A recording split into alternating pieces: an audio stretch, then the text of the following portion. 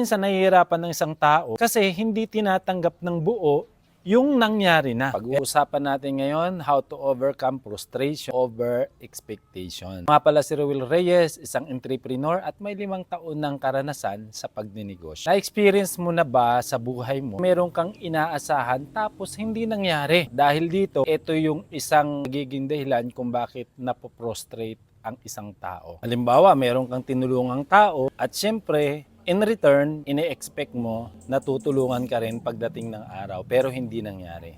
Di ba nakaka-frustrate?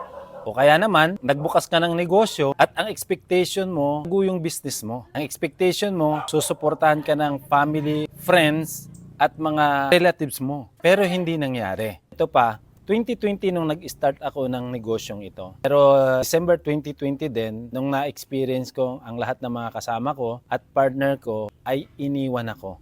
Di ba nakaka-frustrate? Na pati mga gamit hinako talaga.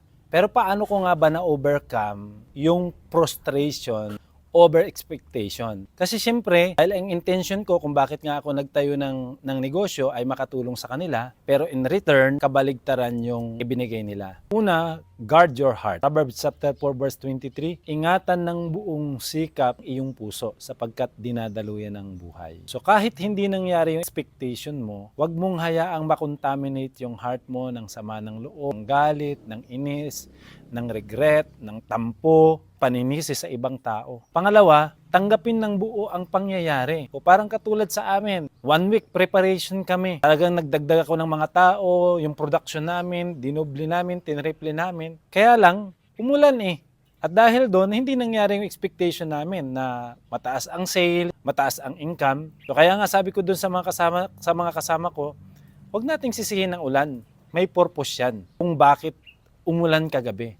Marami pa namang araw para tayo ay makabawi. Minsan nahihirapan ng isang tao na ma-overcome yung kanyang frustration kasi hindi tinatanggap ng buo yung nangyari na. Kaya ang pinakamabilis na paraan para makawala ka doon sa frustration na yon, tanggapin ng buo yung pangyayari. Pangatlo, huwag manisi ng iba. Be responsible. Tandaan natin ito na habang tayo ay may sinisising ibang tao o sinisisi natin yung mga pangyayari, mas lalong nahihirapan yung loob mo. Pang-apat, galingan mo o ibigay mo lagi ang best mo sa ginagawa mo. Kapag yung 4 na yan, natutunan natin sa buhay kung ma-overcome ang frustration over expectation. Niniwala ako na sa buhay natin, kaya hindi nangyayari lahat ng ginugusto natin o yung expectation natin kasi may itinuturo sa atin yung pangyayari na yon. Tinuturuan niya tayong maging responsible at tinuturuan din niya tayong maging mature sa buhay. Kaya mga ka-journey, ano man yung mga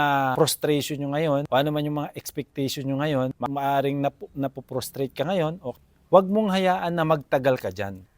I-apply mo lang itong mga natutunan ngayon sa video na to at naniniwala ako na muli kang babangon para ipagpatuloy ang laban na nasimulan mo. At lagi nating tatandaan mga ka-journey, lahat ng mga gusto natin na pagbabago o kaya ay asinso, hindi biglaan yan, kundi isang proseso. Kaya naman, ano man yung mga ma-experience natin na frustration at hindi nangyaring expectation sa buhay, become better every day. God bless!